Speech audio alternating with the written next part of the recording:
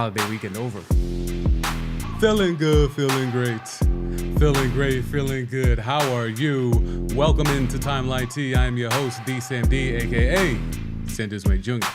It felt pretty good to have a day off yesterday. In every sense of the word. All right. Y'all see what it is. Y'all know what y'all clicked on. Y'all know it's about to be a roasting session on the Boston Celtics. Boston blame game. You see it down there. Where we at? Over here, okay. NBA Finals preview. We finally have an NBA Finals to talk about. Game 1 Thursday. Game 2 Sunday. A lot of time off in between. So the NBA is spacing this thing out. If Game 7 happens, it's not until Juneteenth weekend.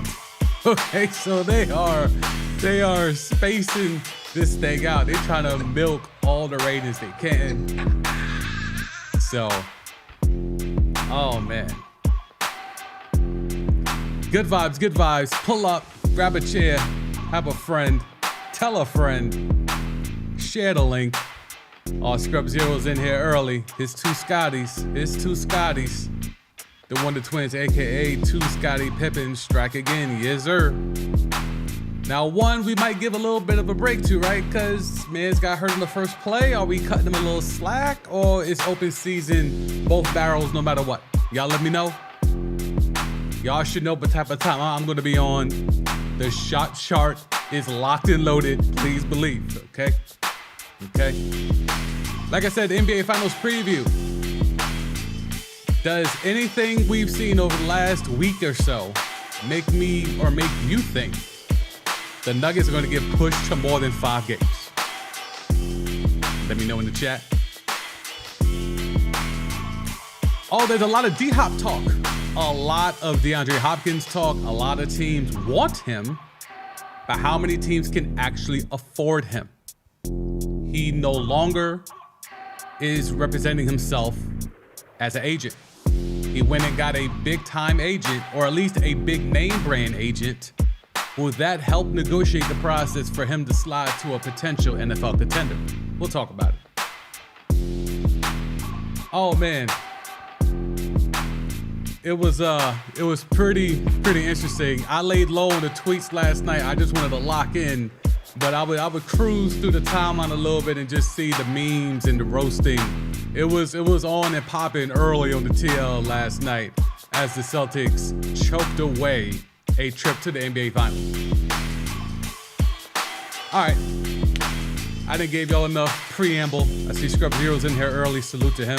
Open season on them boys. They both played the duration of Game 7. Okay.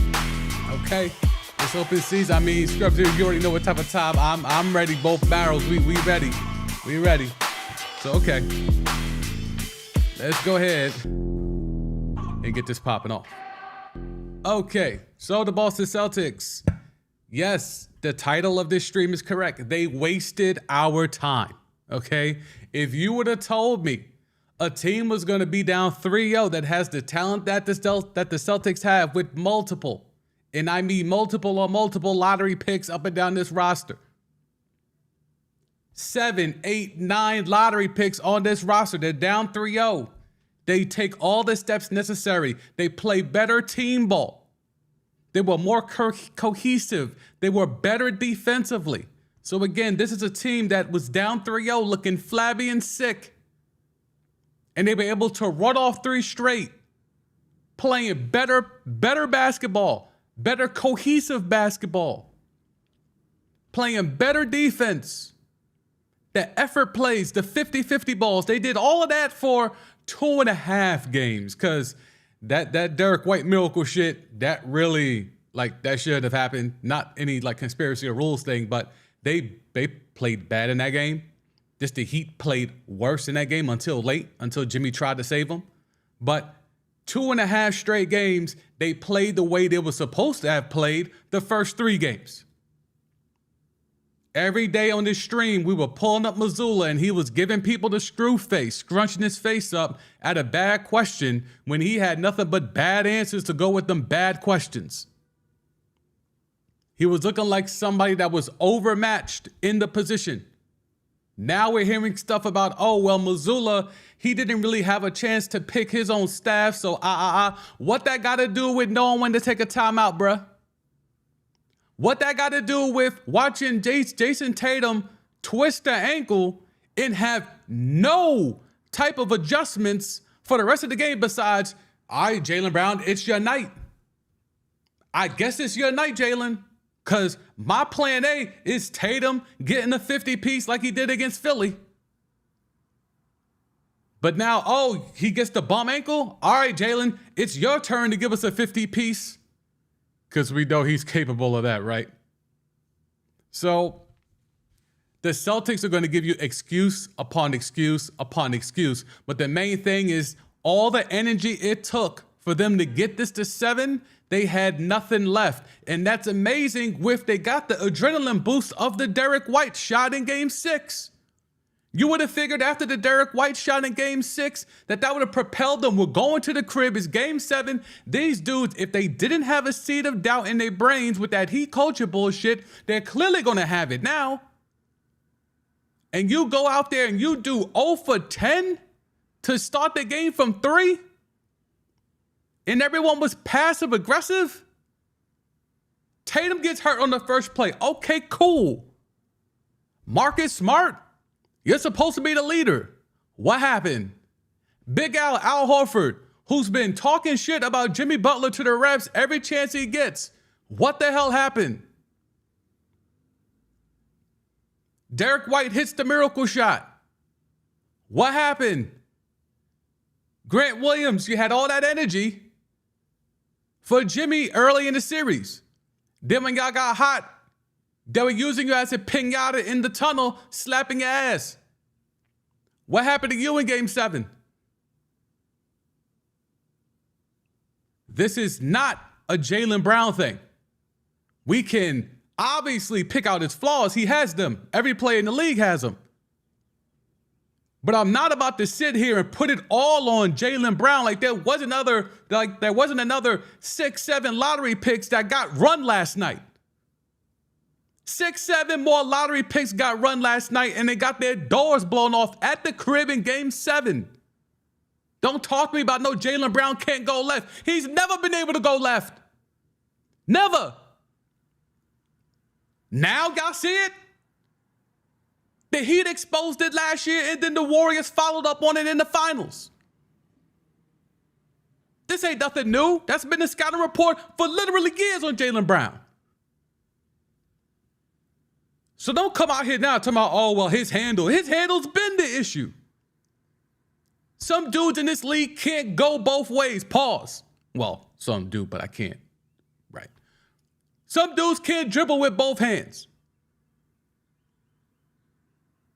The scouting report is on everything. James Harden's a lefty. Guess what? Right hand, not as good. So what's the scouting report? Force him to go right. Can he still go right? Yes. The problem with Jaylen Brown, his left hand is trash. Okay, cool. So what do you do? Force him to go left. Got it. That's not some, heat culture they discovered. No, that's been the scouting report on Jimmy. You think he lasted this long in the league and it's been this good this long in the league and no one knew, oh, he can't dribble with his left hand? That wasn't some discovery last year. That's been the scouting report. There's a lot of dudes in this league who can't dribble with both hands. We're going to sit here and say that the 8 turnovers and the fact that literally all the other lottery picks were shaky in the light is all because Jaylen Brown don't got a left hand? Come on, bruh. No. All of y'all, both barrels, all of y'all. Hit the chat early. Scrub Zero. Wouldn't be surprised if the Nuggets win the series early or late, but it's going to be interesting to see which Heat team shows up. I mean, they got no answer for Jokic, and they don't got an answer for Jamal Murray. You think Gabe Vincent is stopping Jamal Murray? Strus? Caleb Martin? Jimmy, he can make it difficult. He can be physical with Jamal Murray, but he ain't stopping Jamal Murray.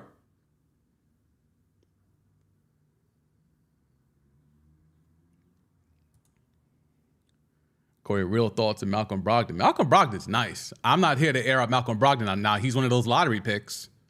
I'm not here to air out Malcolm Brogdon. I think Malcolm Brogdon should have been the point guard for the entire season for this team. I know he was coming off injuries, and Marcus Smart is the default de facto leader point guard guy, so they let him do it, but he's not a point guard. Every analyst on TV is saying the same thing. Oh, they lack playmakers. There's 9 lottery picks on this roster. What do you mean they lack playmakers? If Jason Tatum thinks he's Kobe, Kobe was a playmaker too. Now, he's more of a chucker first, but he was a playmaker second. And we've seen Tatum be able to do that. He had 11 dimes. What was that, game 5 or 6? He had 11 dimes. So he could do it. So the fact that we're sitting here and we're trying to no, it's real easy. They make basketball seem harder than it has to be. All these sports, really. They make it harder than it has to be. Football's not that difficult. Line of scrimmage, build out. Simple. Basketball, get you a point guard. You have a couple of wings who can go. If you're lucky enough to find a big that can do it too, that's cherry. That's cherry on the ice on the sundae. That's cherry on the sundae. It's really easy. Find you a point guard who knows how to work an offense, not just, oh, this guy cut, I know how to feed him. We all learned that in middle school, bruh, elementary school, bruh. We see someone cut, we pass the ball. Even the most casual of casuals know how to do that. That doesn't mean you're a point guard. Point guard is knowing when to push the tempo, when to ease it up. Knowing when to find the guy that's hot and knowing when to feed the guy who's cold, but you need that guy to get hot. It's about reading on the go, on the fly. It's not just, oh, I know how to throw a bounce pass on a back cut. Oh, I know how to, when the guy slips the screen, I know how to toss it over the top. That's elementary shit. The Celtics need a point guard, and Malcolm Brogdon was right there marinating on the bench the entire year.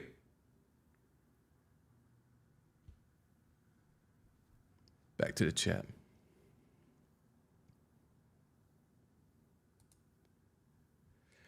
Scrub Zero, DY did everything he could to save this team, but the Wonder Twins couldn't stop the bleeding. I'm not all of them. Derek White too. He was a trusted role player on this team. He's one of the few guys that wasn't a lottery pick. So I'll let him slide from that aspect, but he was on that court. He was getting Swiss cheesed up. He missed defensive assignments, all of that too, because that was the main thing. It wasn't the Heat scoring that did him in. It was the fact that they had nothing on offense. They couldn't score. I rewatched the game this morning. It was 11-11 with 3 minutes to go in the first quarter. 11-11. They couldn't score. They're bricking 3 after 3 after 3, allowing the Heat to stay in the game. That's all of them. That wasn't just Jaylen Brown.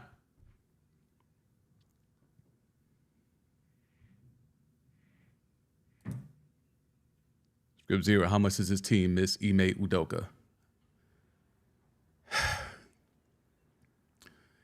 Ime is a better coach today than Joe Mazzulla.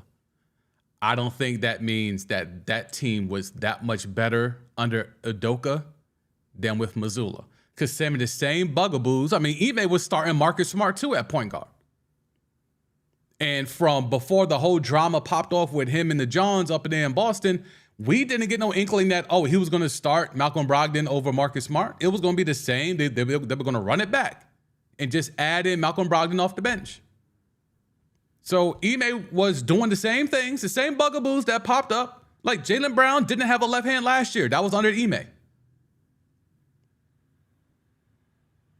Ime knew when to call timeout, so I give him that. But outside of that, I'm not going to go ahead and say like this team terribly missed Ime Udoka. Now, the thing you could say is that this team had to deal with the loss of Ime Udoka, and that certainly hindered things. That certainly was a problematic thing to have all that drama come out, Nia Long, all the Johns, ones in Brooklyn kind of peeking out saying, is it time to really air out how he moved over here? Like before he becomes the Nets coach, like, because remember, that was a real thing. So it was a lot of stuff that was swirling just around Ime. And this was a team that thought they were going to win the chip. until Steph went Super Saiyan and Andrew Wiggins came back from the dead and looked like real Scottie Pippen. Not the Scottie Script Zeros talk about in the chat, but real Scottie.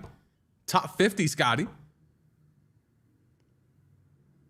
So I don't think it's a coaching thing. Certainly, Mazzulla's got a lot of work to do. He contributed to the losses early in the season, for sure. Early in this series, excuse me. But ultimately, when you have all that talent on the roster, on the floor contributing, and there's no real scheme, because there was no scheme to the offense last year. You know, Shaq and Chuck talk about it a lot, like, oh, they play hero ball. I mean, that's a real lazy way to title it, but they're not that far from it. It's a lot of ISO ball, your turn, my turn. I'll get the pick and roll this time. All right, put up a brick, rebound, kick it out. Okay, reset. All right, the other guy gets the screen and roll now. That's the offense.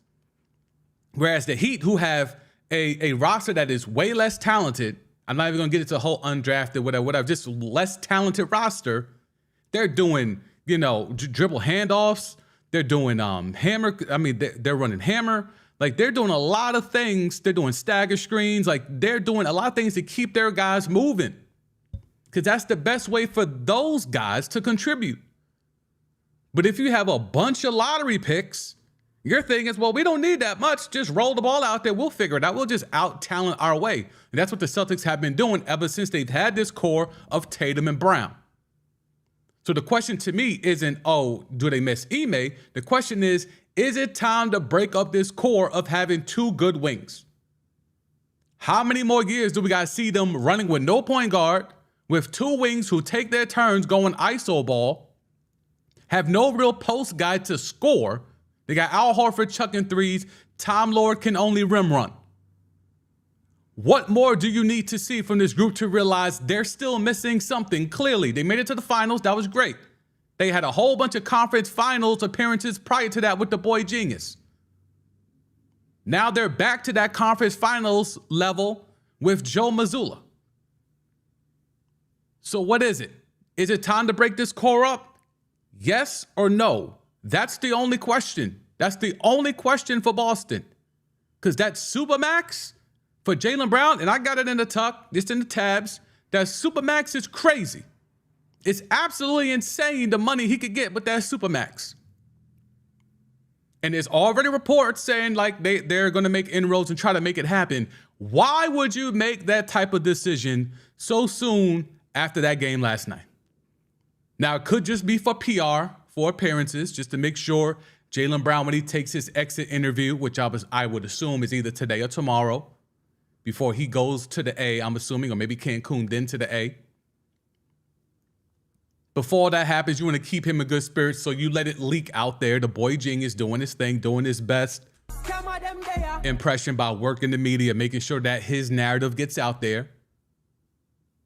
So once that happens, it's like, okay, well, why are you going to go ahead and rush to judgment to put out there that you want to make sure he's your top priority? $300 million for Jaylen Brown? $300 million for someone who can't dribble with his left. It's not even like, oh, he can't go left. There's a difference between not being able to go left and he can't dribble with his left.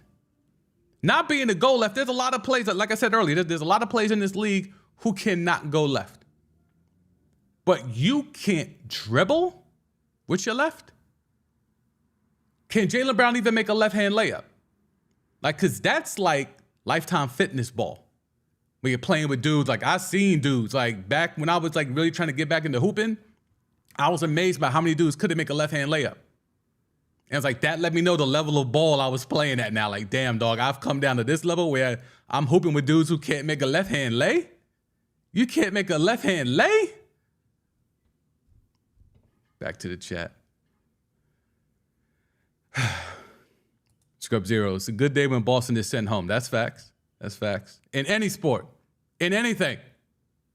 Pee-wee, Pop Warner, any of that. T-ball. Anything. Boston's shot selection was so bad last night. Yep, it was. I have the shot chart to prove it. You know how I get down. The Celtics need to revise their roster in the worst way to get to a championship level. As long as Tatum's their best player, I don't know if they'll ever get there, but we'll see. They'll certainly have the chance. But real quick, no, what? I'll save that. We'll save that. But let's go ahead and get into the shot chart. So I want to start in the beginning of the game because I think the game was lost in the first quarter. Because again, I told you it was 3 minutes left and the score was 11-11. 9 minutes of basketball were played and the score was 11-11. And you see it here. 6 of 23, 26% from the floor. And why was that so bad? Because they got an 0 from 3. 0 for 10. Let me make sure I get my little zoom mouse thing going up. Hang on. Make sure I can zoom in and show y'all. There we go. Cool. 0 for 10. This is who they were in the first quarter. 0 for 10. From 2-point range, they were okay. 6 of 13, that's almost 50%. That's one miss more than 50%. But it's the total, though. Once you add in them 0 for 10, 6 for 23. And you see it here on the shot chart. First quarter, all players. All these threes, bruh. Corner threes. Easiest 3 in basketball. Brick City. Another corner 3. And Jaylen Brown, by the way. You see that? Or maybe right here. That'd be easier. Yeah, Jaylen Brown. Missed that 3. Who we got over here? Marcus Smart. Bricked corner 3. Al Horford. Brick corner 3. Jaylen Brown again. Brick corner 3. Jaylen Brown again. So 0 for 4 from corner threes from Jaylen Brown alone. 0 for 3. Excuse me. We got Marcus Smart in here too, right? Yeah, Marcus Smart. So 0 for 3 in the first quarter from Jaylen Brown. Marcus Smart as well. Al Horford as well. Then we got the threes out here. Malcolm Brogdon, missed 3. Derek White, missed 3. Derek White, missed 3. So, okay, Scrub Zero was trying to shoot Derek White some bail. 2 threes bricked in the first quarter. Marcus Smart, another missed 3. Derek White, so 0 for 3 in the first quarter for Derek White from 3. 0 for 3 from 3 for Jaylen Brown. 0 for 2 from 3, Marcus Smart. Malcolm Brogdon snuck in there and got one off as well. Too many damn threes. And I don't like to agree with Charles Barkley's basketball analysis because it's very rudimentary. But he's spitting facts when he's saying these boys take too many threes. It's the truth. These boys take way too many threes. And it's not just about the amount of threes, because obviously 0 for 10 is horrible, right? 0 for 10 is bad. There's no way to sugarcoat that. The problem is that all these threes were not open threes.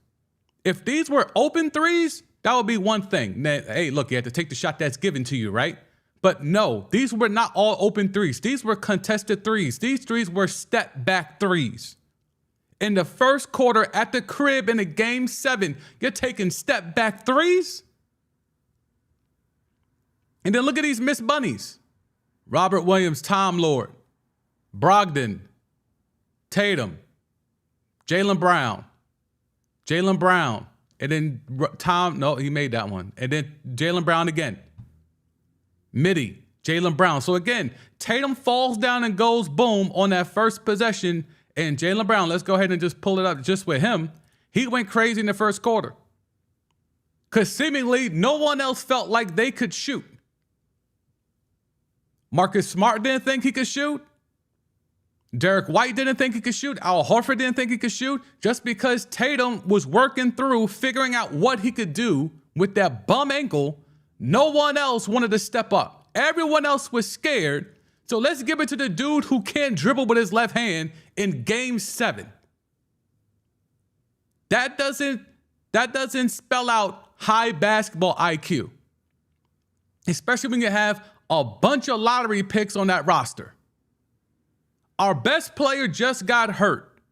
Natural inclination, okay, now the second best guy is going to step up. But what if your second best player has a known propensity for being unable to dribble with a left hand?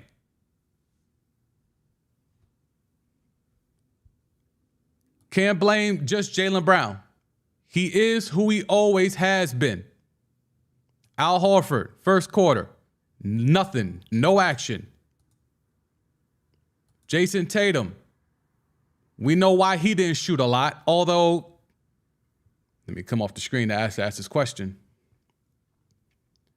How do y'all think Kobe would have handled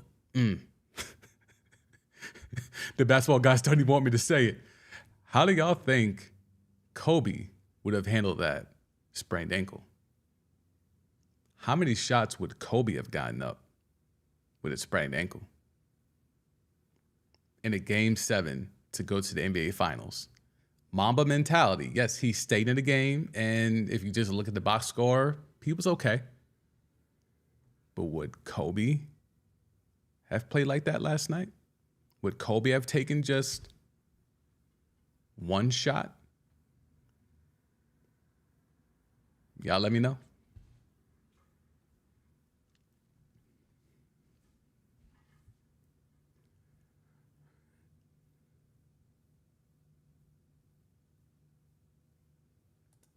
Script 0. Can't win a game in the first quarter, but you could certainly lose it, and Boston did exactly that last night. I mean, I'm actually going to disagree with the first part. I think the Heat won the game in the first quarter. With the Celtics jacking up so many threes and looking, out of rhythm and lacking cohesion, I think they were in the mix there, and they won that game, and the Celtics lost that game. But overwhelmingly, your point normally is correct, though. But I think last night, I think the game legitimately was won and lost in the first quarter. Because not only now are you fighting back from 3-0, and you needed a miracle shot from Derek White to go in to get you to a game 7 at the crib. Now you're going to put yourself in a hole where you're going 0 for 10 in the first quarter at the crib. You're digging yourself a hole. And the Heat just stuck it out. Like the Heat having a slow first quarter, having a low scoring first quarter, they're used to that. But the Celtics, with all these lottery picks and guys that can get hot and go crazy, like a Tatum, like a Brown, like a Marcus Smart, like a Derek White, those guys couldn't give you nothing in the first quarter. All those guys, all those lottery picks outside of Derek White, couldn't give you nothing. Al Horford off the bench, nothing. Grant Williams, who has, flashed last year and flashed this year, nothing. Malcolm Brogdon, who at times can be that guy. I know coming off injury or working around the injury, nothing. It's rough, bruh. It's real rough. Real rough. But Tatum, Mamba mentality, Kobe cosplay or cosplay Kobe, Jason Tatum, one shot, I understand. Hurt first play of the game, I understand. But still, I don't see Kobe doing that in a game 7 with a chance to go to the finals on the line. At home, I just don't see Kobe doing that. But no shade. He eventually got some shots up. He took 4 threes, made 1, couple of middies. Like it wasn't a bad game, but it was just an unfortunate game. Unfortunate luck that he got hurt on the first play of the game. But when it comes to judging people and judging these types of moments of perseverance, these are the games you're going to get judged on. And yes, he limped out and it looked really bad and all of that, but how many of us really care about that in hindsight, though? Like, is Tatum getting hurt really that big of a problem when their whole team is shooting 0 for 10? Who says Tatum wouldn't have contributed to that? They might have went 0 for 15 if Tatum was healthy. It's not a guarantee that if Tatum is healthy, he's going to drain those threes. We've seen him have cold streaks. He's shot bad. Script 0, 5 missed corner threes. At what point does someone get everyone to stop shooting from downtown? That's never going to happen. Blame Wardell. Blame Wardell.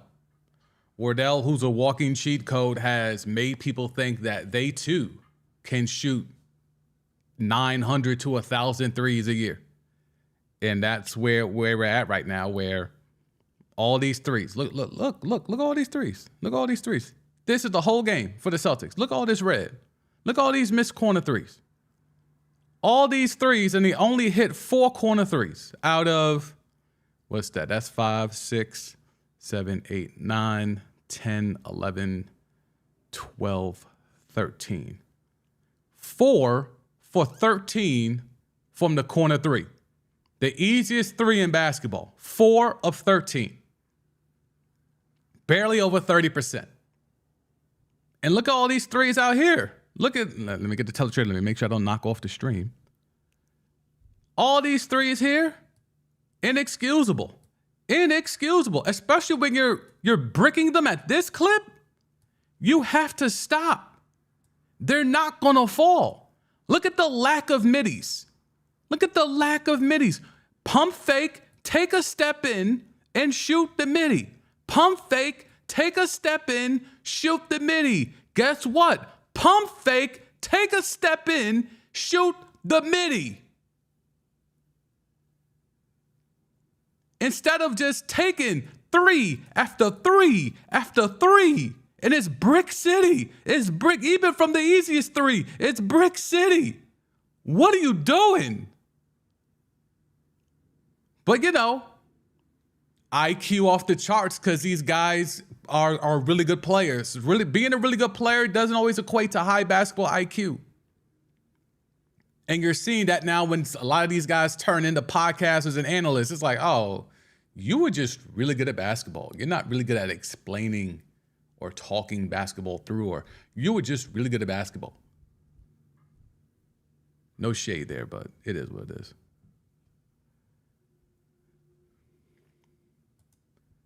Shot selection, these players and teams do a poor job in getting good shots. You know what team doesn't? The Nuggets. And you want to know why? Because they have a real point guard, and he's fucking 7 foot. Teams with point guards always seem to take good shots. Funny how that works. But everyone wants to shoot threes. Although the teams that have good point guards routinely make it far in the playoffs. But okay. Let's go to it. Don't even go there. You know, Kobe would have gotten up at least 20 shots in game 7. I mean, I think Tatum almost got the 20. Well, he got the 10. Let's see how many shots he actually got up. I think Tatum got up. No, I'm not joining StatHead. Stop asking me. Let's see. Boston. I mean, he got up 13 shots. The problem is, in the first quarter, he only took the 1. Because, again, he was battling through the ankle thing. So let's take second half. Second half, what was Tatum giving you? And he put up 6 shots.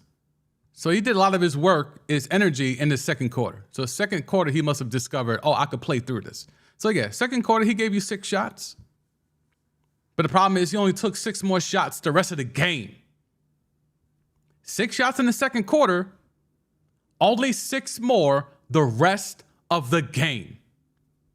Again, cosplay Kobe. You can put on the jersey. You can do the tats. You can quote all the, Mamba mentality quotes. You ain't Kobe.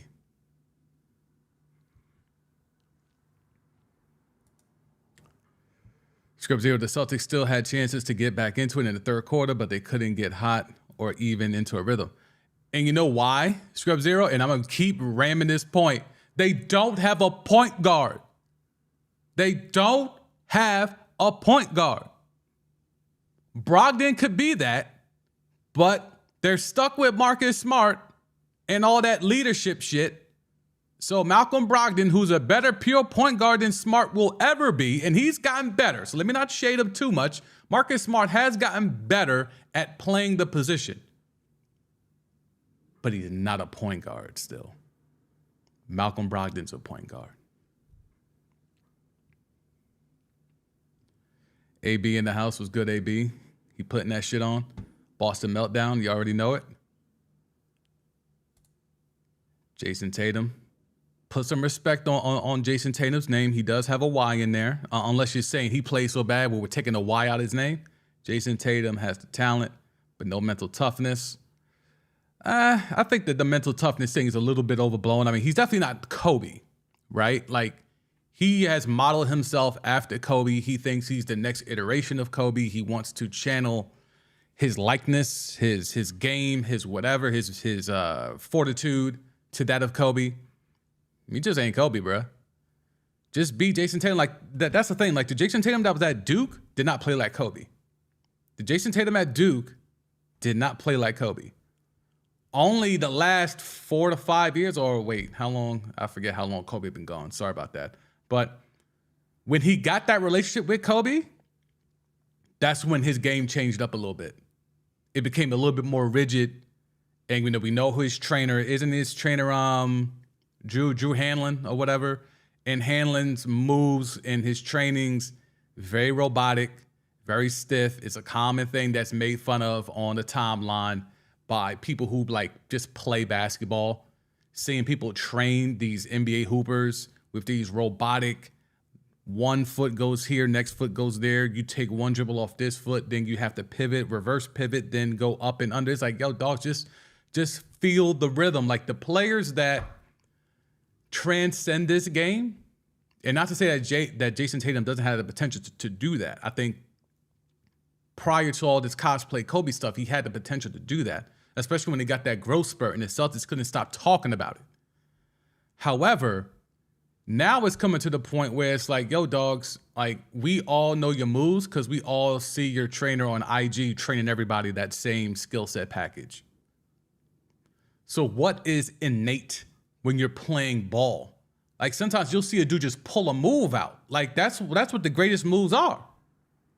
Like the Sham God, even though people debate who originated the Sham God, whatever, the Sham God wasn't something he just thought of. It just kind of happened, and then it worked, and it was like, oh, shit.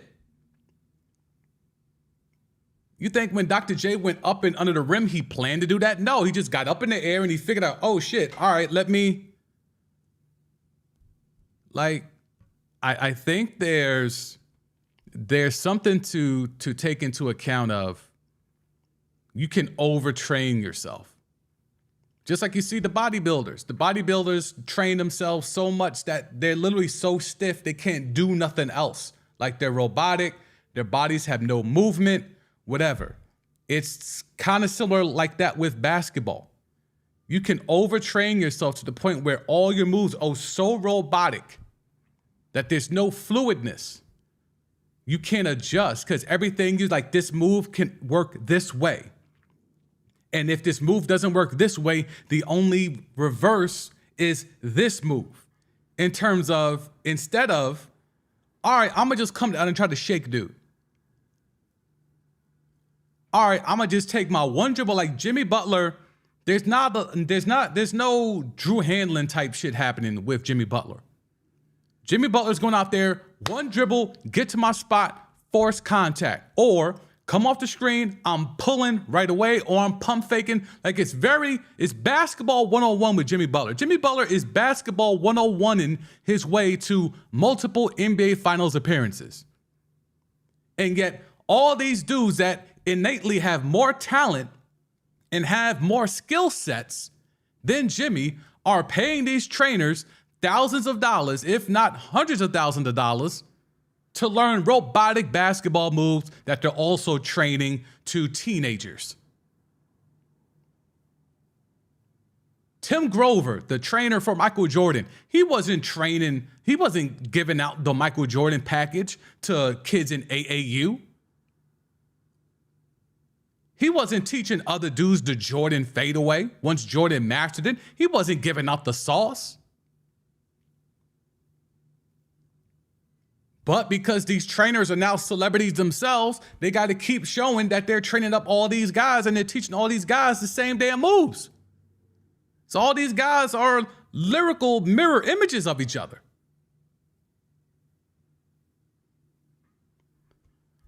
Jason Tatum cosplay Kobe, he's going to have to figure something out because he as great as his talent can be, as much as he could be a top 5 in the league guy. And after that 50 piece against the Sixers, we thought, okay, now he has cemented top 5 in the league guy status now. After this series, I think he goes back on the bubble.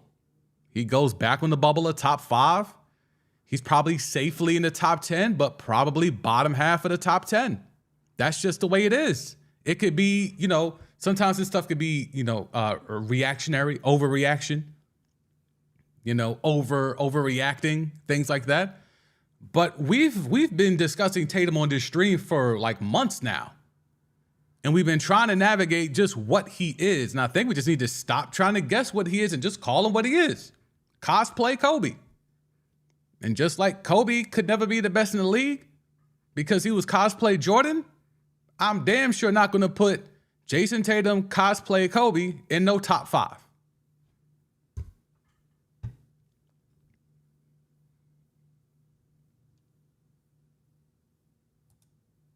Scrub Zero, the one dribble pull-up mid-range shot is a lost art. You know who got that, right?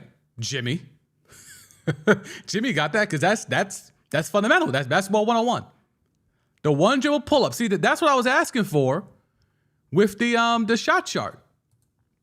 Instead of taking all these threes for the Celtics and you're going to brick them, you could easily do like Scrub Zero got here, and like I referenced earlier, take the one dribble, pump fake, or just drive hard with the one dribble and pull up.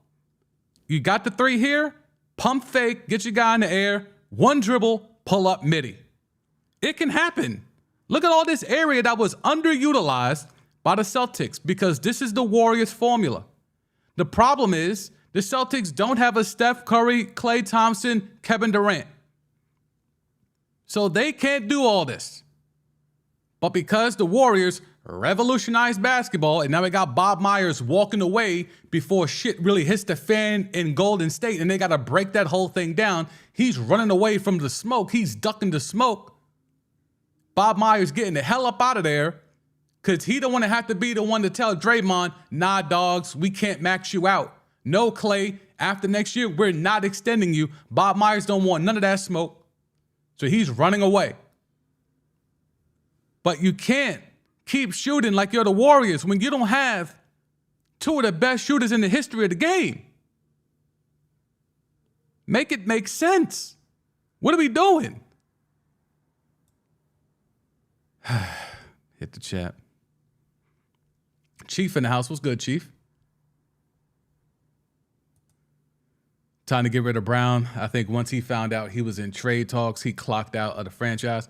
I mean, that was this summer and a few summers, actually. I just don't think Jaylen Brown he's just not a number 1 guy.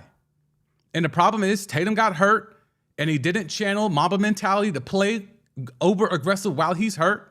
So then everyone looked at Jaylen Brown, and Jaylen Brown was the only one who had the balls enough. See, that's the one thing people are not saying. We're killing Jaylen Brown. Instead of looking at the fact that in that first quarter, the only one who had the balls to take shots was Jaylen Brown. Look at these shots. 2 shots there, 1 shot there, 4 shots in the paint, 5, 6, 7, 8, 9, 10 shots. 10 of the 23 shots in the first quarter were Jaylen Brown. Everyone else was scared money. Everyone else was scared money. Okay? Brogdon came in late in the quarter, 2 shots up. Al Horford, 1 shot. Marcus Smart, 2 shots. Tatum, 1 shot. Derek White, 4 shots. The only one who at least tried to make it happen and take shots was Jaylen Brown. So I'm not going to be out here killing Jaylen Brown. At least he had the balls to keep putting the shots up because clearly no one else is. If it's 11-11 with 3 and change to go in the first quarter, no one's buying any buckets, bruh. And at least Jaylen Brown, yeah, he took 3 threes, but he's also at least working the middies, and he was going to the rim and hitting the glass and getting some putbacks. Chief, y'all should go for Dame. I don't know who y'all is, but if you're saying Boston, I wouldn't do that. I see that trade being thrown out there a lot, and I believe I have it on one of the tabs. Let me see. Let's go ahead and get to that trade. Yeah. So Kevin O'Connor, who works for the Ringer, which is a Bill Simmons operation, and we know Bill Simmons has a lot of ties to the Celtics organization, more so as a fan than as a expert or analyst. But you know, the Jaylen Brown for Damian Lillard stuff has been out there for a while, and then also Jaylen Brown for Anthony Simons at the number 3 pick. I mean, to me, neither one of these trades are a go for me. I would not do, let me see, switch up my thing. I would not do this trade, and I would not do this trade if I'm Portland. Because if I'm Portland and I'm going to trade Dame, I want more than Jaylen Brown. Sorry. I want more. If that's the centerpiece, I think I could do better. Because then you're talking about building a core with Jaylen Brown, whoever's the 3rd pick, where we're going to assume it's Scoot Henderson. You'll still have Anthony Simons. They got Sharp off the pine. Like, I don't know if that's enough for me. Because you're losing a number 1 in Dame. A flawed number 1, but a number 1 in Dame. And I'm replacing him with a number 2 option, maybe number 3, who can't dribble with his left hand. So I'm giving up arguably a top 5 player for a 2nd or 3rd option that can't dribble with his left hand. That doesn't sound like value to me. Now, Jaylen Brown for the 3rd overall pick and Anthony Simons, I think adding in Anthony Simons is ridiculous. Anthony Simons right now is putting up similar numbers to Damian Lillard outside of the range from 3-point. So in theory, you're going to trade away a Dame light for a clear 2nd or 3rd option that can't dribble with his left hand and the chance to draft Scoot Henderson.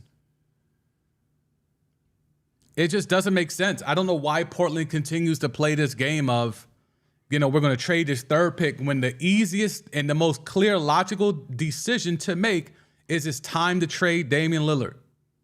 It is time to move Damian Lillard, get all the assets you can back, and have that to go along with the 3rd pick. Sometimes you got to strike while the iron is hot. You can't sell Dame at a better price than right now. Because there's enough teams that think they're going to be contenders that you can leverage that and get a boatload back in return. And then you fell into the 3rd pick overall. In arguably a 3-person draft, you fell into the 3rd pick. So you're going to get one of the better prospects in this entire draft. You could pair Scoot with Anthony Simons. Your backcourt is set for the next 4 or 5 years, barring injury. Then you're going to go get top-tier talent from whatever you get for Dame. Preferably 2 starters and some picks. Then you pair that with, they got Sharp. They still got Nasir Little. They got to figure out what to do about Jeremy Grant. Nurkic is still around. Like, there's enough there to where the rebuild or rebuilding on the fly, because you already got Simons. Simons has number 1 option potential. Now you pair him with Scoot, who's a point guard. Now all those other guys are going to look way better. It's funny how role players don't look like role players when they have a point guard. It's funny how that works. But you know, these guys make basketball more difficult than it has to be. But the fact that you have Anthony Simons and the number 3 pick for Jaylen Brown, a guy who can't dribble with his left, is asinine. Absolutely asinine. But that's where we're at. Let's go ahead and get into some of the feedback. So if we get Jaylen Brown's contract, if you give him the Supermax, this is what we're looking at. $290 million. Okay? So 50, 54, 58, 62, 66. So we could do that math. That's 5 years, $290 million. Now, only Boston can offer him that. Why on earth, after what you saw from Jaylen Brown, not just last night, but this entire playoff run, where clearly His head was not in it. Or just the shots weren't falling. I don't know what excuses you want to make. But the fact is, he gave you 19 points in a 7-game Eastern Conference final. He took the most shots. Now we know how rare that is ultimately. But he took the most shots and he shot the worst percentage of any starter. Took the most shots and also shot the worst percentage. And definitely shot the worst percentage from three.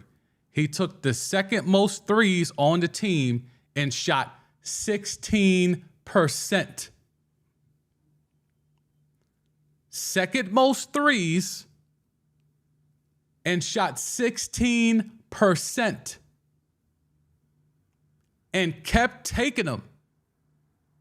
And yes, scrub, we can certainly get into the turnovers, but that's mainly over half of those 8 turnovers were because he was dribbling with his left hand because the Heat forced him to dribble with his weak hand.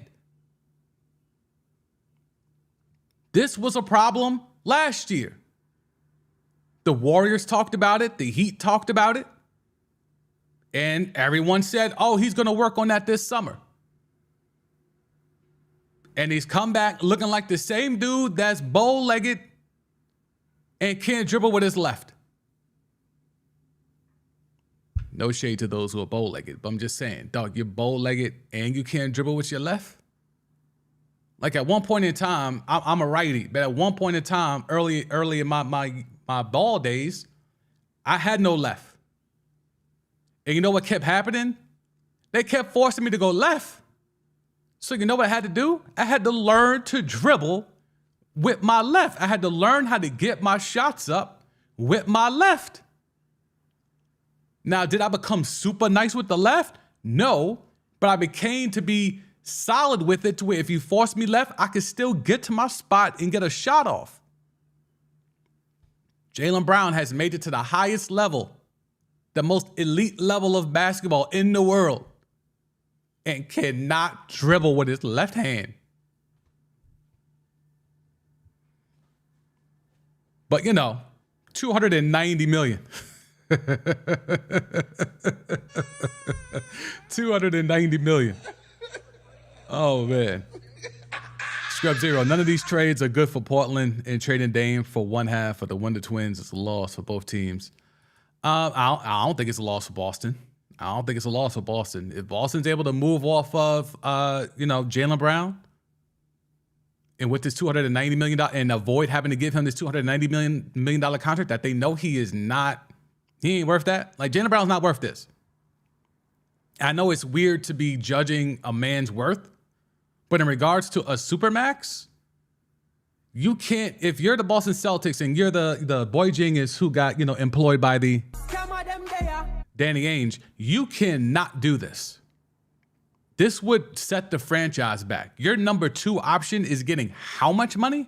And yes, the salary cap is going to go up once, all these CBA negotiations are done in regards to the broadcasting rights. I know the baseline CBA is done, but in terms of the broadcast rights package, the streaming rights package, the money going to keep going up.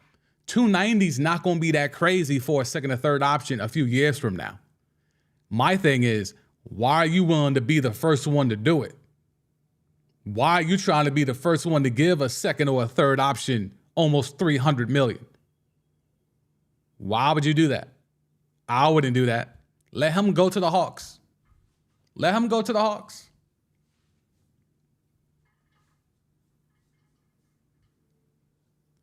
What else we got? So Robert Williams is dealing with a stomach bug and would go back into the locker room to vomit at times during Game 7. That to me doesn't really mean anything because I don't think we lost anything in regards to that, in regards to the Robert Williams minutes. He didn't get that much run anyway. You know what I'm saying? Like you see here, he's only getting teens minutes anyway. So it's not like the 13 minutes, he was only giving you 14, 17, 18 minutes anyway. So, I don't put too much stock into that.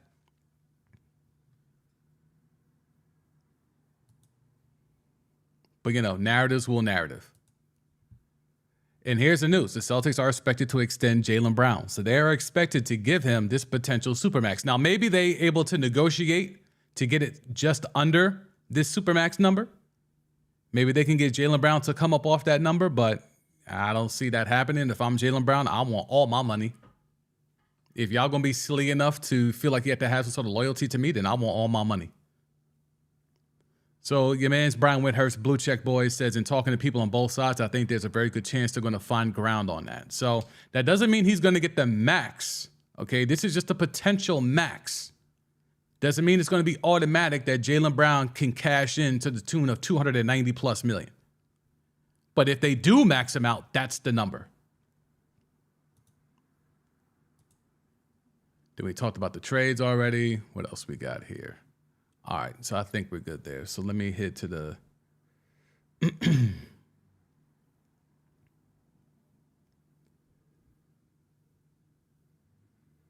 don't know. I be on it. Draft Draymond to Boston. So I think you mean trade Draymond to Boston. There is rumors of the Warriors being in the mix because obviously they're trying to get rid of Jordan Poole. I think Poole and a habitual nut hitter Draymond Green would be too much money to move in a deal. But with Bob Myers running from the smoke of having to dismantle this team that he and Joe Lacob said revolutionized basketball, there's definitely going to be change coming. Because there's no way if I'm the Warriors, I'm paying the habitual nut hitter Draymond Green whatever money he wants. And Klay wants an extension because his deal is up next year. There's no way I'm giving Klay that extension. So I think both of those guys are on their last legs as Warriors if it were up to me. But Bob Myers probably had a conversation with Joe Lacob about that same very thing. And Joe Lacob, who might just be wanting to make sure we just keep selling this arena out so we can keep cashing out, probably had a difference in opinion there. So Bob Myers decides to bow out before it gets way too hot and heavy in the Bay. Script Zero, we got sound on our boy Missoula. Yeah, I had some. Let me see if I can pull it up. Where are we at here? What's that handle? It was too many clips, so I said I'll just pull it up on the fly. There we go. All right, where is it? Media.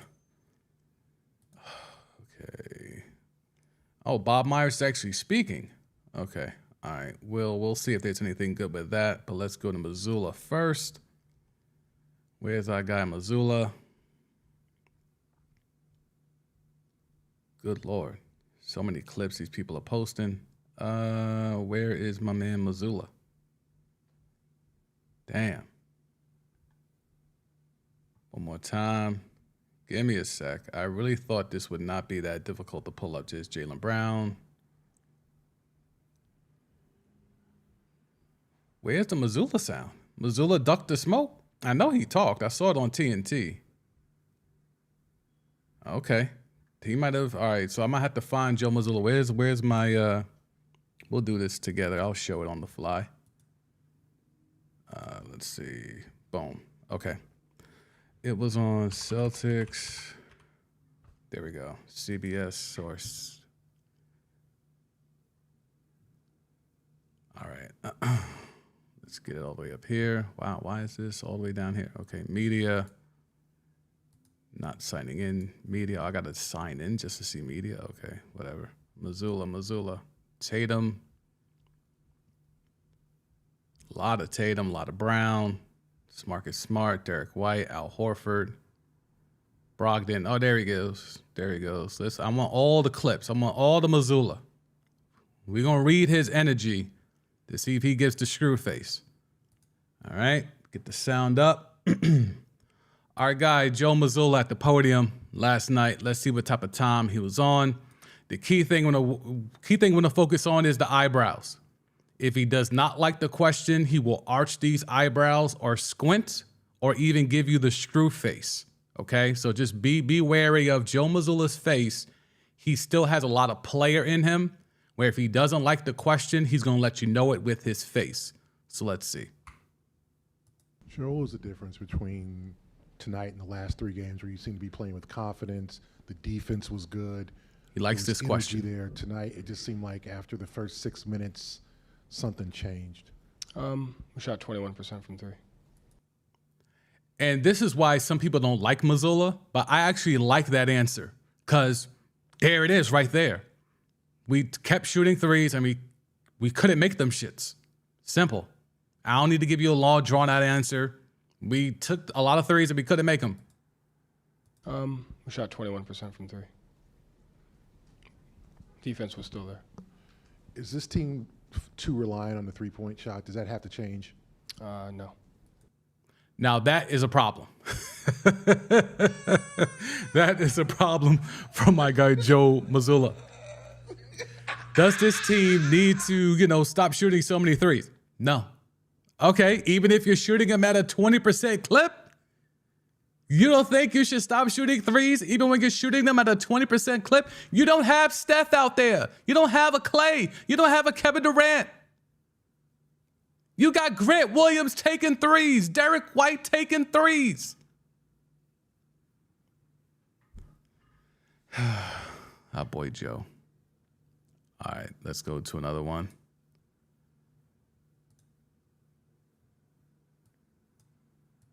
Your best player was injured on the first play of the game, and they were coming after you defensively. Can you just talk about how much, I know you don't want to make excuses, but your best player was hurt? What do you want me to say? Oh, man, Missoula's funny, man. Missoula's funny, man. Like, again, I told y'all about the whole asking questions thing last week. Like, you got to be short and sweet. Like, get right to the point. These dudes with these long-winded questions where the answer is kind of within the question, and they just want the person to regurgitate the answer in a different way. Like, Missoula's not here for that. You just talk about how much, I know you don't want to make excuses, but See, right there, don't say that. Like, it's media shit 101. Don't say that. Talk about how, and I know you don't want to make it, like, take out that filler shit. Talk about how Jason Tatum was ineffective because it got hurt. How did your team react to that? Done. But instead, we get all this preamble. was injured on the first play of the game, and they were coming after you defensively. Can you just talk about how much, I know you don't want to make excuses, but your best player was hurt? Talk about, so basically, let's take out the fluff. Talk about how your best player was hurt. And this is Missoula's reaction to that. What do you want me to say? You answered it for me. They see the eyebrows, right? You see the eyebrows. The eyebrows are arched. The eyebrows are arched. You see the rolls. He's starting to get there. He's starting to get there. He played well. The Heat played better than we did, and that's it. Credit to them. See, they weren't arched here. See, they weren't arched. No arch, right? No arch. Everything is fine. But he's starting to feel it. You see that they're starting to bubble up. What do you want me to say? Boom. Eyebrows arched, and it's happening. It's happening. He's turning green like the Hulk. For me. You answered it for me. See, he's telling you. What do you want me to say? You answered it for me. Yes. Ask better questions.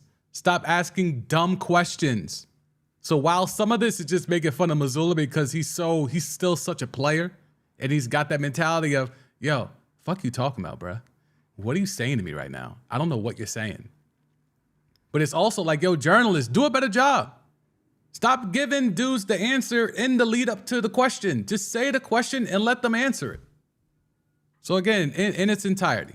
Your best player was injured on the first play of the game, and they were coming after you defensively. Can you just talk about how much, I know you don't want to make excuses, but your best player was hurt?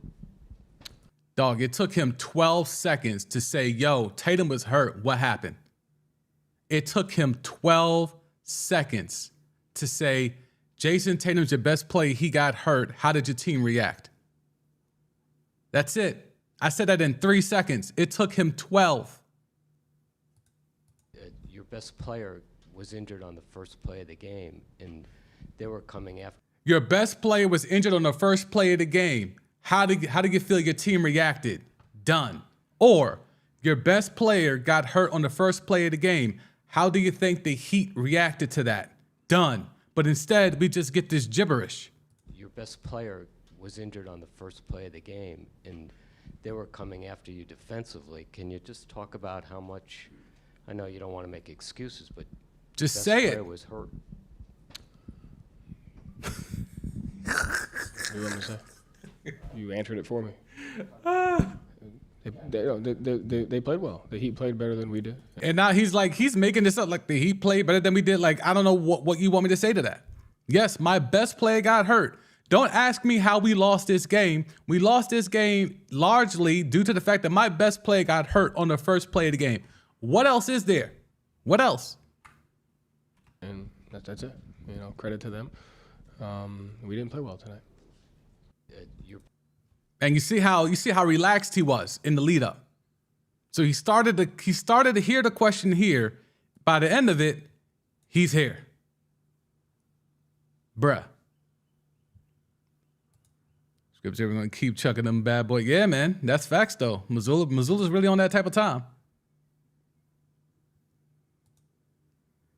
Get this boy away from me before I cuss him out. Yeah, nah, that's player coach. He really is player coach. He might be the best point guard on the team. I know he wasn't that great of a point guard in college, but he might be the best point guard on the team.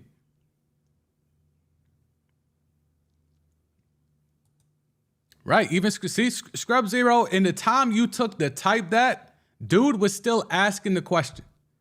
After your best player got hurt, how did that affect you on both ends? Done. That's the question. It doesn't need to be a 12-second meandering, word salad-filled dribble. Just say the question, dog. You get one question, sometimes two if your first question's good enough. This gonna be your first question? You leading off with this?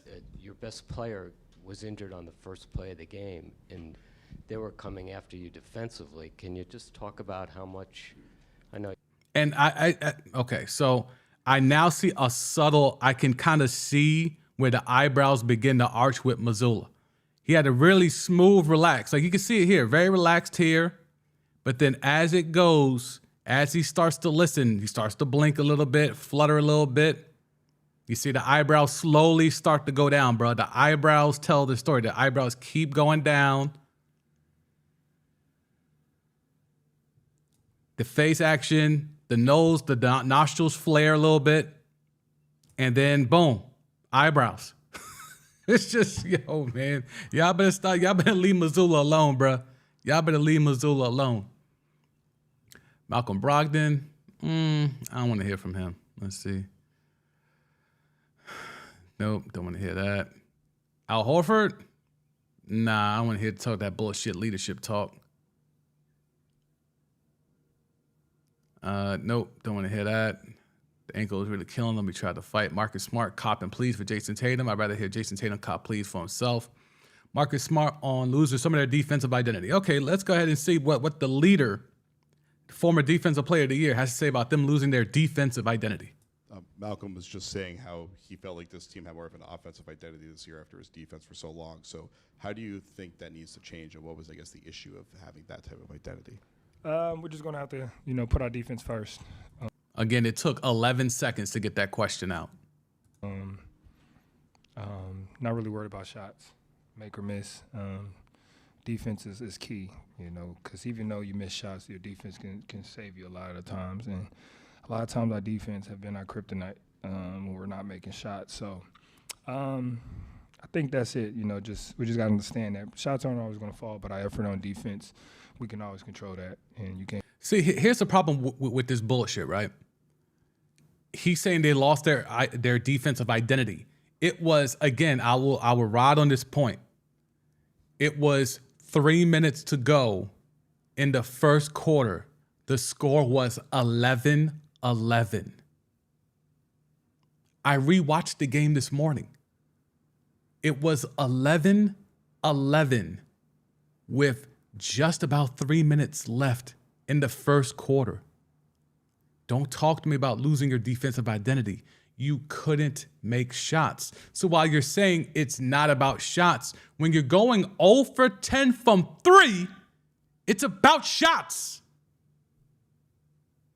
Control the shots not falling or going in. You can control the shots if you stop taking the shot you keep missing, Marcus. open ones. You take the right ones. They weren't all open. It wasn't like you went 0 for 10 on open shots. They were not all open. And you continue to play defense. Malcolm. 11-11 with 3 and change to go in the first quarter. The defense was not the issue. You score 11 points in 9 minutes of NBA action? It's not the defense.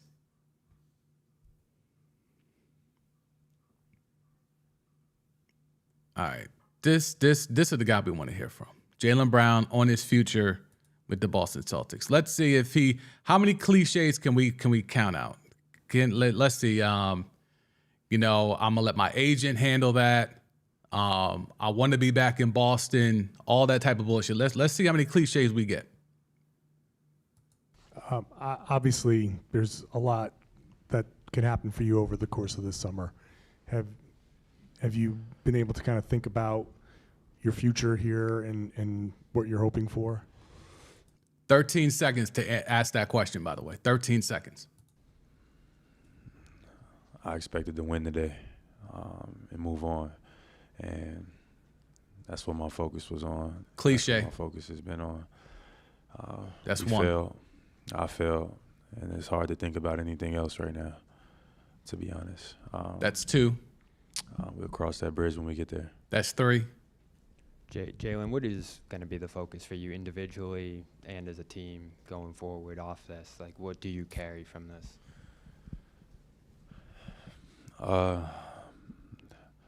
More pain, coming up short.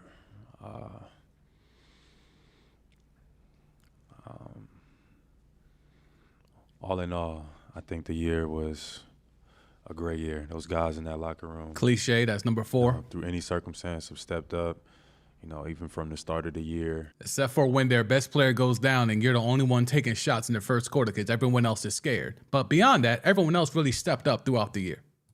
I think started off with our coaching staff, with all the different turmoil that we've experienced throughout the year, injuries, whatever. These guys have been a resilient group, so it was just an honor to play with and share the floor with, our guys and our coaching staff. It's a lot of cliches here. It's pain that we are here coming up short. Yeah, I didn't get nothing from that. Let's see what else. He failed. I failed. We failed. We let the whole city down. The same city that calls him the N-word when he's walking around Boston. He let them down. Jaylen, what happened out there tonight? It seemed like shots didn't go down early, then the defense slipped. And See, he had the right question, just those first couple of words. All this extra stuff is like fluff. Jaylen, what happened out there tonight? It seemed Done. Jaylen, what happened out there tonight? like shots didn't go down early, then the defense slipped, and shots still didn't go I'm down. giving y'all media So lessons it for was free. just what happened personally, what happened with the team. 12 seconds to answer something that he had nailed within the first 2 seconds. Jaylen, what happened out there tonight? 2 seconds. Instead, he meandered for another 10 seconds of just saying nothing. We failed. I failed. And we let the whole city down. Jaylen, you guys talked when the series was kind of falling apart at the beginning about having a kind of a crisis of the defensive identity, and that kind of came back for these last few games, and tonight it seemed to fall off. How crucial was defense this year to help you? He don't like this question. He's not as bad as Missoula, but body language is a thing. The head up is definitely a sign in body language. Of the defensive identity, and that kind of came back for these last few games, and tonight it seemed to fall off. How crucial was defense this year to helping you guys figure out how to even get into your offense? And when you're not getting stops, as you saw tonight, how hard was it for you guys to figure out how to try to run an offense? Yeah, defense has allowed us to get to this point, and Like, all of that question was asking, he's asking about shit in the regular season. They just lost Game 7 at the crib. You're asking them about their defensive identity in the regular season. Offensively we didn't play our best, and defensively we were decent tonight, not good enough. But At least Jaylen's focusing on offensively, last night. it just seemed like we just couldn't hit a shot, and it just put more pressure on our defense. We had a bunch of good looks, and nothing went in. And 11-11 with 3 and change to go in the first quarter. They're still talking about defense. We all gotta sit back and reflect from that. Like I said before, I mean, we failed, and it's hard to pull anything else from the situation. But All right, Jalen's not saying too much. I won't get into Tatum too much because he didn't really say anything. I mean, okay, I'll just say I'll give y'all this just because he is talking about Important is Jalen that Brown. This team to keep him here long term as he goes into extension talks this summer. It's extremely important. You know, he's one of the best players in this league. You know, plays both ends of the ball, and you know. I still see you, relatively Boogie down. young, so, Don't worry. Last one right here. and he's accomplished a lot so far in his career. So I think it's extremely important. All right. So, look, there's going to be a lot of changes, I think, if the Celtics are really serious about moving on and getting back to the NBA Finals. But the Miami Heat move on. And the Miami Heat will move on to face the Denver Nuggets, who have been seemingly, they could have went to Cancun and chilled, and they probably did. Jamal Murray was running around doing podcasts. Like, you know, Jokic could have went back to Serbia and came back to really kick it. But let's move on to where we're looking at with the Nuggets and Heat NBA Finals. The odds opened with the Nuggets being a heavy favorite. They have since increased those odds, and they are now an even heavier favorite. A lot of the money is on the Nuggets, but there is a good portion that are getting Miami to win the series. But a lot of the money is on Nuggets. Where do y'all stand at? Y'all taking Nuggets or y'all taking Heat? How are we doing? Boogie Down's never heard of Joe Mazzulla? Oh, come on, Boogie Down. You know basketball. You don't know Joe Mazzulla? And as we move on, talking about the betting aspect of it, this is Miami's 4th series with heavy money going on the other way, despite how little it would pay out. So in the first round, 88% of the money, as you would have expected, was on the Bucks, who were minus 1,000. Against the Knicks, and this to me was surprising because I don't know who actually thought the Knicks were going to beat the Heat, but 60% of the money was on the Knicks at minus 145. So you got really good value even on the Heat as they took care of the Knicks in a relatively easy fashion. And then when they faced the heavy favorite of the Celtics, 93% of the money was on the Celtics at minus 500. So if you rode the Heat, probably didn't ride them in that Bucks series, but if you rode them against the Knicks and the Celtics, you've come up with some really good plus bread. So, just a little addendum. The 3 finalists for the Suns head coaching position is Doc Rivers, Frank Vogel, and Kevin Young. A hire could be made as early as the end of this week. All right, so we're going to move on past that. Let's get into Nuggets, Heat. How does this shape up? Let's first look at how many times did they play each other this year. I think that was 2 times. Let me just confirm. Schedule and results. Let's go ahead and look for Denver. Where's my little thing here? Okay, we got that.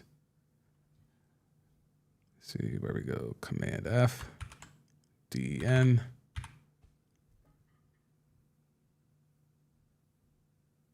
Okay, so they played at Denver in December. They took a L. And then in South Beach, they also lost. So they got swept by the Nuggets. Is there anything we can figure out? Was there anyone missing? Was there any load managing? Let's see. There was a 112-108 defeat in February in Miami. Did everybody play? Jokic played. I don't see Jamal Murray here. So Jamal Murray did not play, and they still beat the Heat in Miami.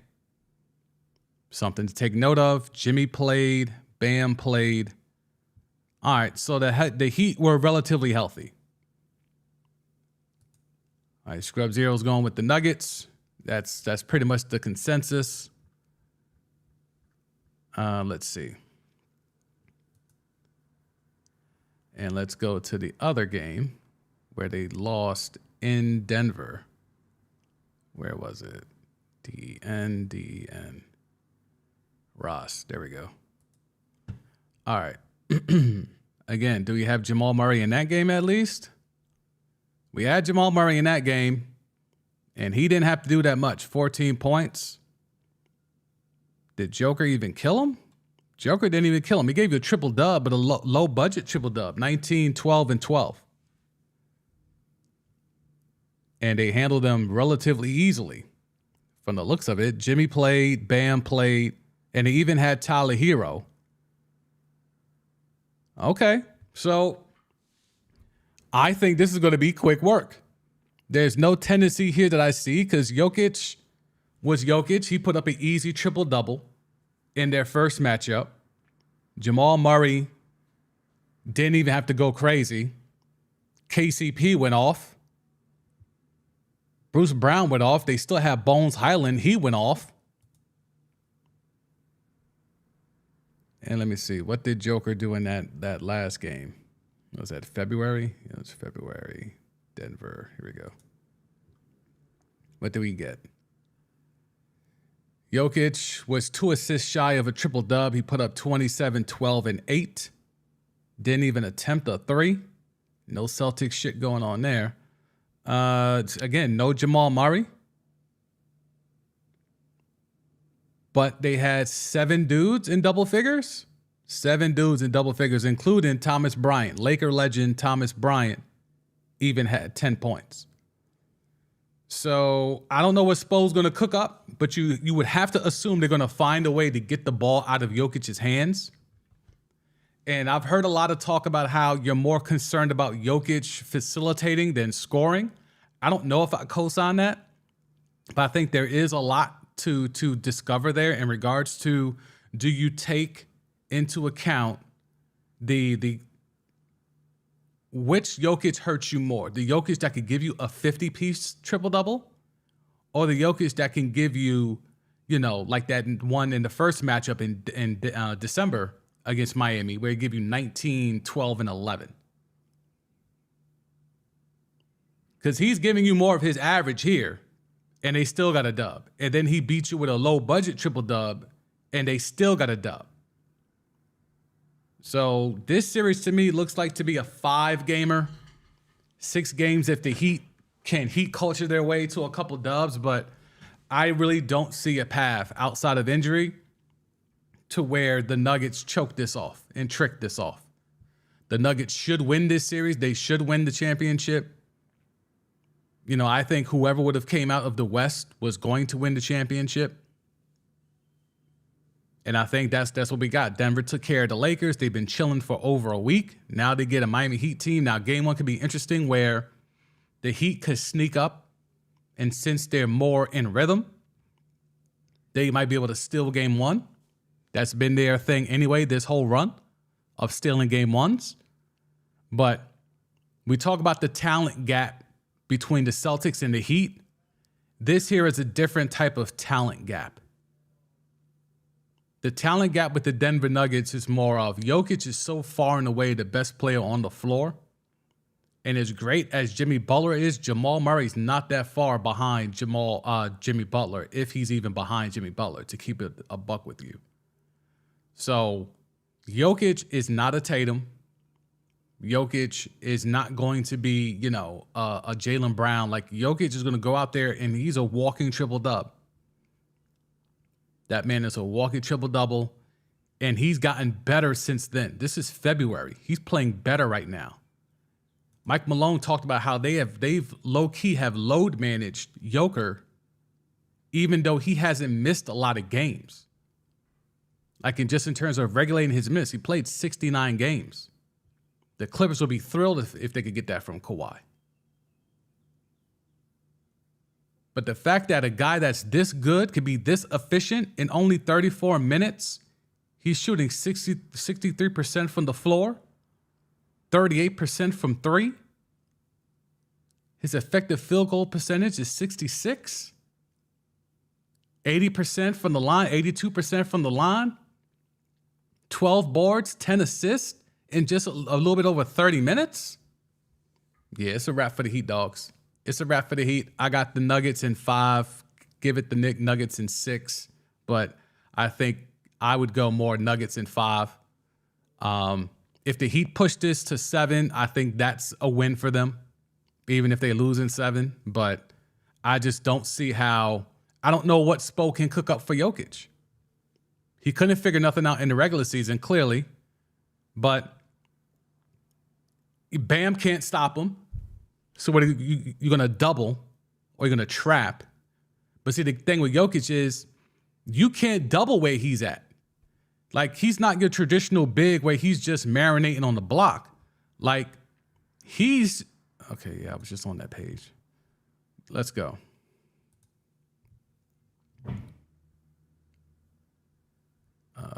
Let's see where we at. 2023. Okay. Where's the shot chart? Okay. Dogs. Look where he's at. Okay. Telestrator. So you can do all of this. You can stop some of this, right? You can double when he's in here because clearly he's in here a lot.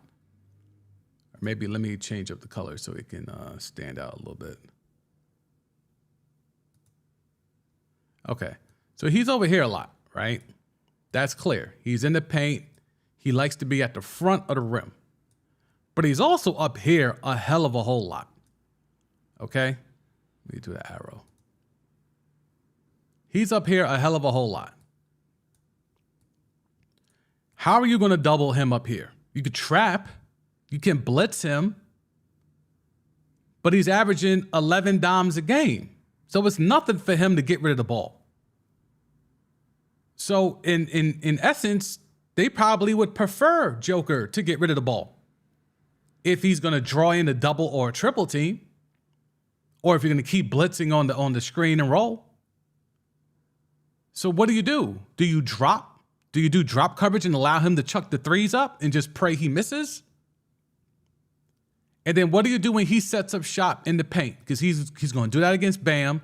He's going to do that against Jimmy. He's going to do that against, Caleb Martin, Strus, Duncan Robinson, Gabe Vincent, Lowry, whoever they put on him, he going to end up down here at some point. What do you do when he down here? I don't know what you do when he's down here.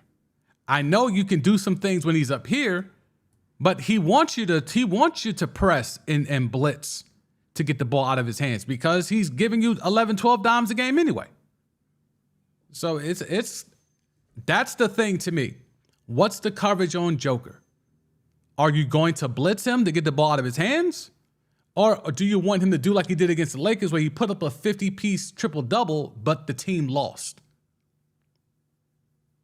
That's the only way I can see that happen is you just let him go crazy with the buckets and try to limit the assist and the playmaking ability. We'll see how that goes.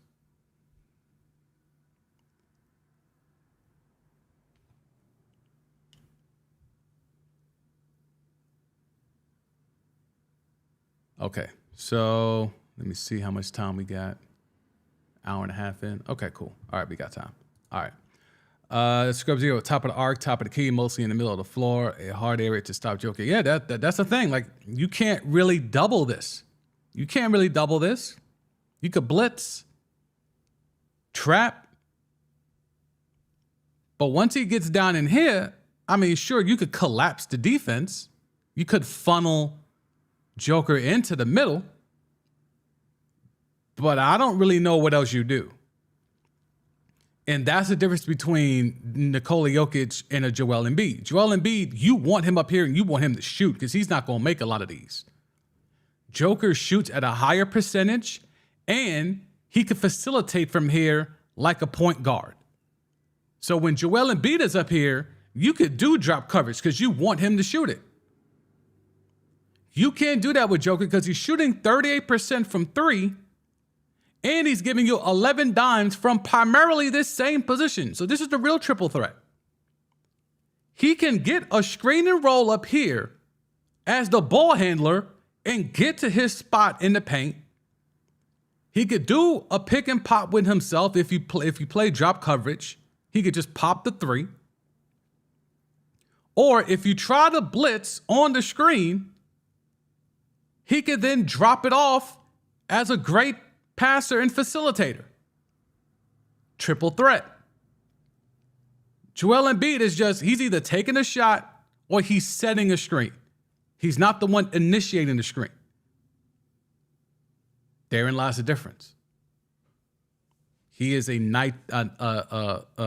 matchup nightmare. Nikola Jokic is a matchup nightmare. Good luck, Spo. You're that dude, though. If anyone could cook it up, it's Spo.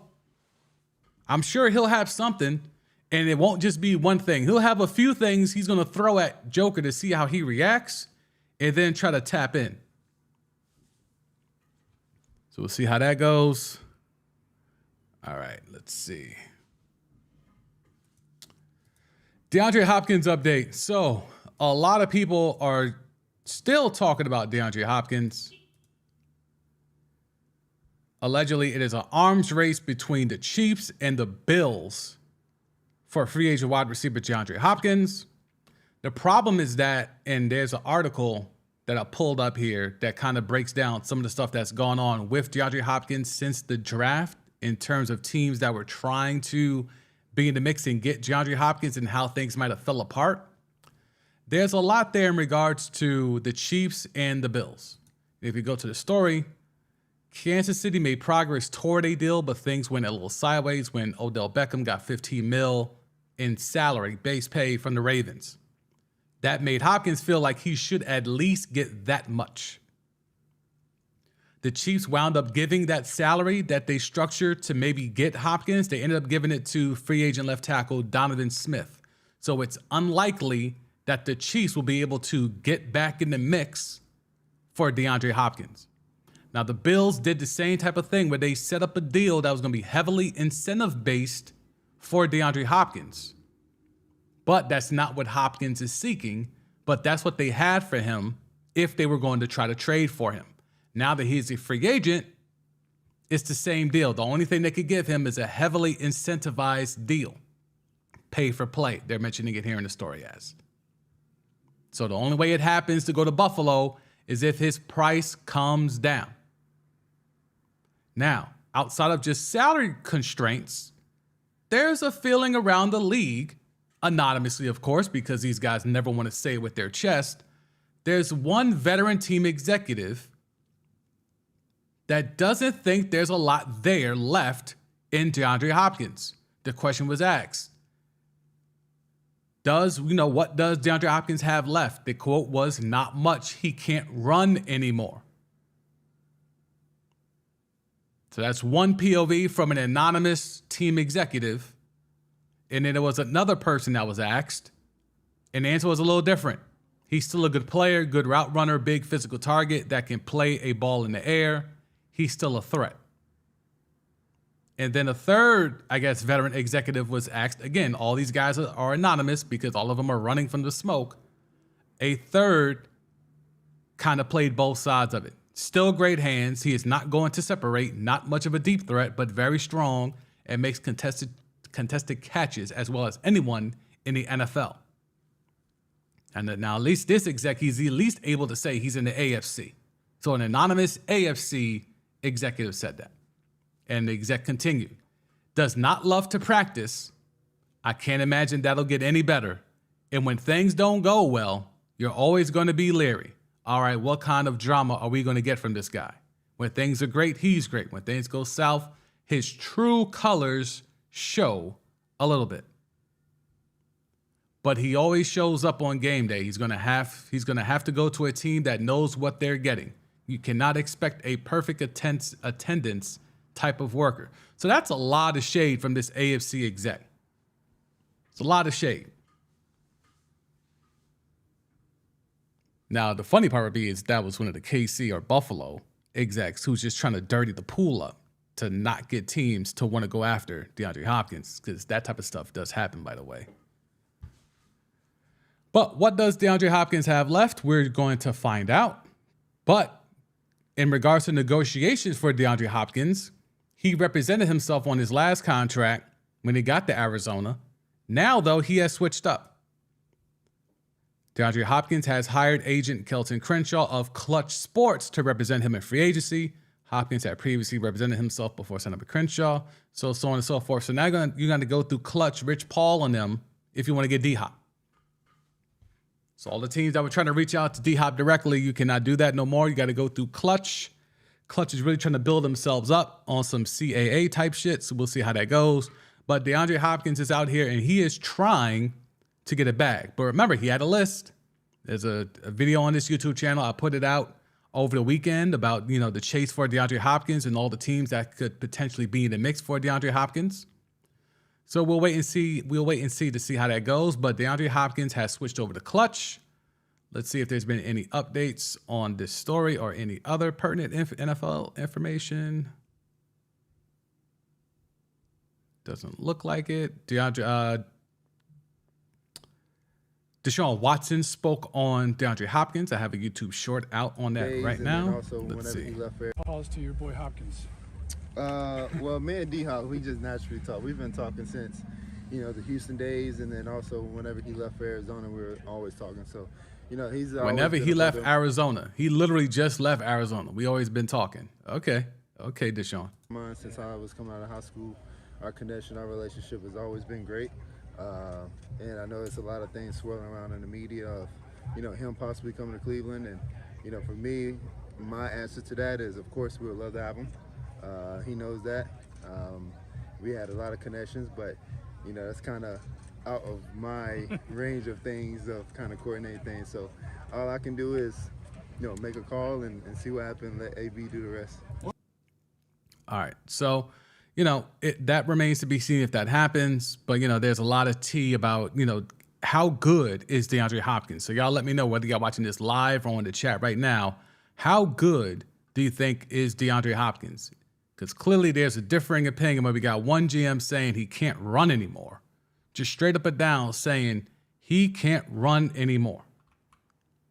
Like, that's a pretty damning statement. He can't run anymore. Now, obviously, one veteran team executive, so anonymous, but not much. He can't run anymore. And then we got another AFC executive saying he's not going to separate. Not much of a deep threat, but very strong. It makes contested catches as well as anyone in the NFL. So it's a mixed bag with how much DeAndre Hopkins got left, especially at the price tag he is going to be asking for. We'll keep an eye on it. But let's see. I think that might do it for us. Today was burying the Boston Celtics. I'll give y'all a few minutes if y'all want to chat about anything else. If you have any questions, we can do that. But as of right now, in terms of the stream, we are good for right now. Let's see. The Bob Myers thing is happening. If, y'all care about that, we could touch about Bob Myers. If you want to get into Jaylen Brown, we have this in regards to the Atlanta Hawks that we've been talking about for months here. The Atlanta Hawks are indeed the favorites to land Jaylen Brown in a potential trade. You see it here, 2-1 odds. The Bucks at 3-1. I think that's wacky. Golden State 4-1. Sure, that could happen, but I wouldn't, there's too much. Why would the Celtics want either the habitual nut hitter or Jordan Poole? Like, why would you give up a player that has such high value in Jaylen Brown and only get back a Jordan Poole or a habitual nut hitter or a Wiggins and maybe a Kuminga thrown in on the back end? Like, I just don't co-sign. Portland Trailblazers 5-1. The Bulls at 6-1. Knicks tape 7-1. And then I think it's cut off for y'all. But Clippers, Rockets, and who else? There's one more team. I'll raise up the window a little bit. And the Nuggets. As if the Nuggets need to get better. The Nuggets at 12-1. So, yeah. Good times. Good times.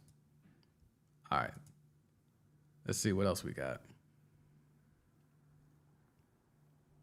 Yeah, y'all see this about John Wall? A team in Australia is showing interest in John Wall. That's kind of wild.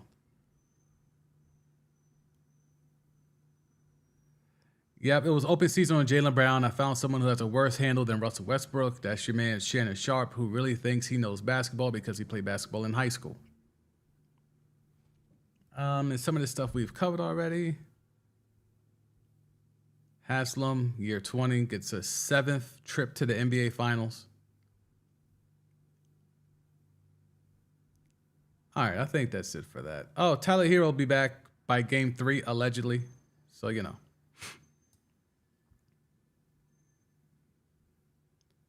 Script Zero, I think D-Hop can give a team a viable option on the outside. Yeah, he's a big body. I tend to agree that he can't get a lot of separation anymore. So I'm not hating on that. I think that's kind of accurate. I think that's been the case since he left Houston, low key. And then I was talking with Corey over the weekend, who be in the chat, and he was saying, guys who come off PEDs, especially in football, they don't necessarily go back to their high level of performance. And I think that's another thing we have to kind of navigate is, he's coming off PEDs, and it's not like he wasn't taking those PEDs for a reason. So, something to keep an eye on there. Script here, what's up with Bob Myers? All right, well, Bob Myers is up out the paint. Let me see if we can get that sound. Where was that sound at? I saw the Bob Myers sound bouncing around. Who had it? Let's see. Bob Myers. Videos. Okay.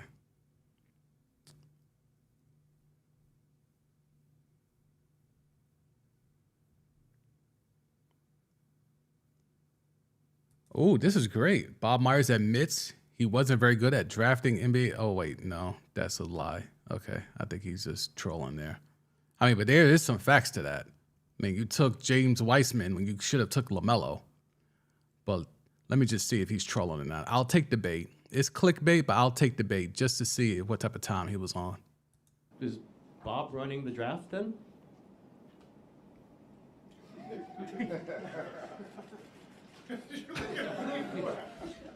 Tim, I wasn't very good at that anyway, so.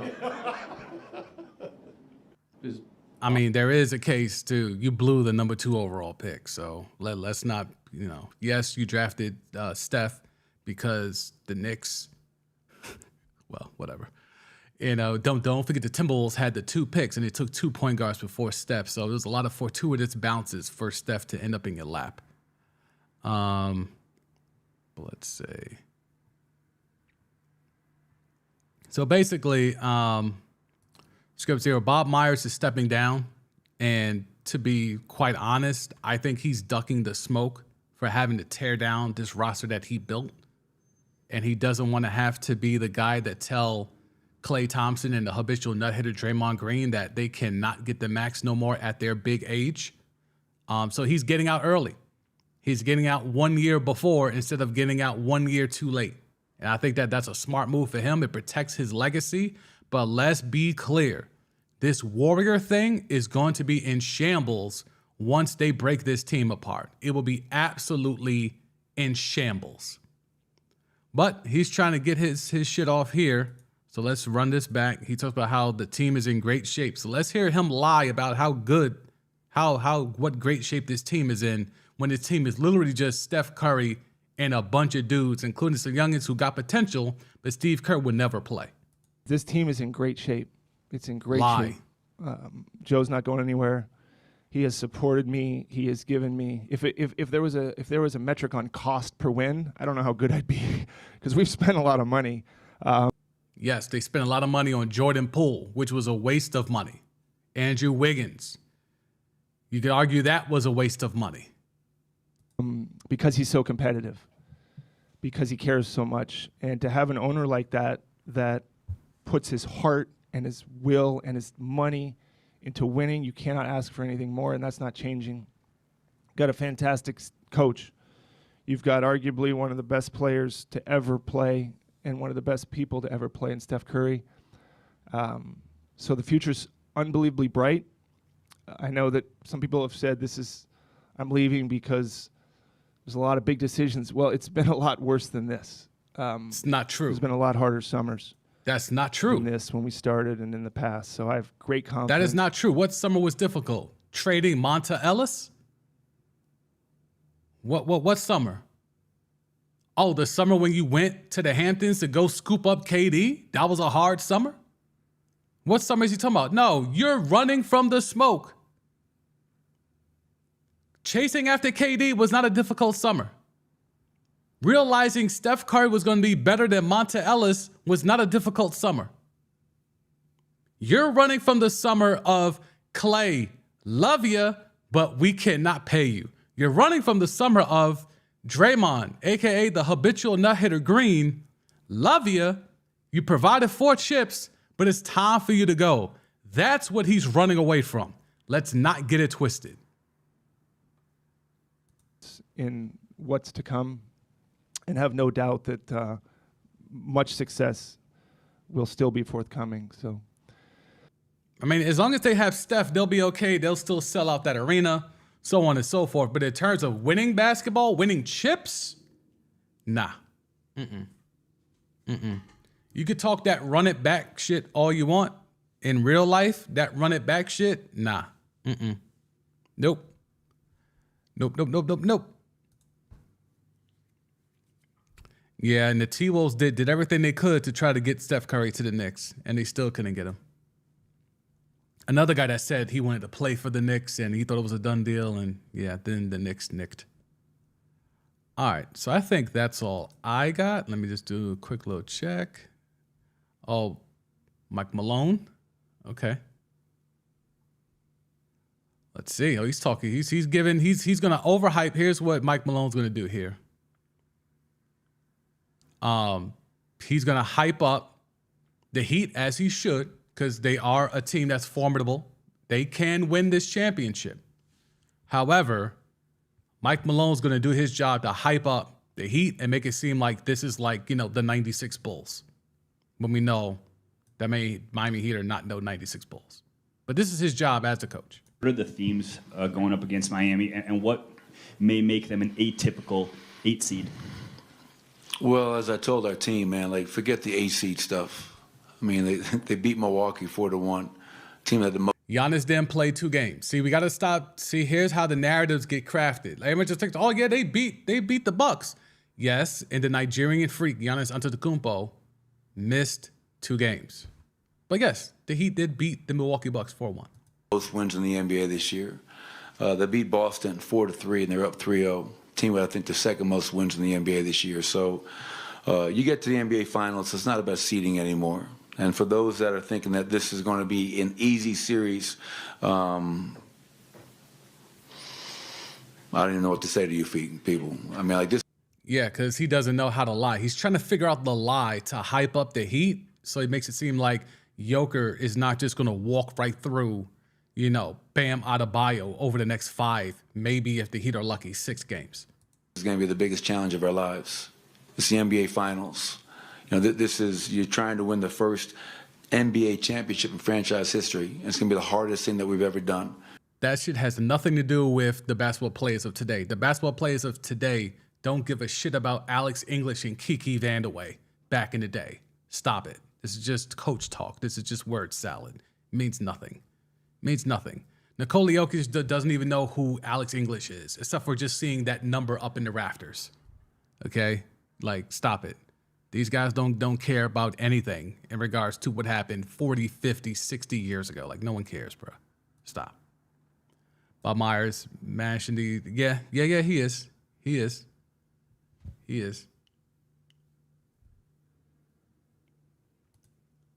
Mike Malone really wants to say get the bruise right. Yeah, he does, but he can't. So he has to hype up the Heat. And the fact that he's making it seem like, oh, if you guys think this is going to be easy, well, you just walk through LeBron 4 straight. You walk through LeBron and Anthony Davis 4 straight. Why wouldn't we think a team that's led by Gabe Vincent in Game 7, Gabe Vincent and Caleb Martin in Game 7 of an Eastern Conference Finals, why would we think that team's going to give your team any trouble when you just walk through the Lakers 4 straight? Come on, Mike. You're better than this, Mike. You're better than this. The most wins in the NBA this year. So you get to the NBA Finals, it's not about seeding anymore. And for those that are thinking that this is going to be an easy series. Stop it, Mike. Stop it. I don't even know what to say to you people. I mean, like, this is going to be the biggest challenge of our lives. It's the NBA Finals. This is, you're trying to win the first NBA championship in franchise history. And it's going to be the hardest thing that we've ever done. You think Michael Porter Jr. cares about that? You think Aaron Gordon cares about that? Bruce Brown? Thomas Bryant?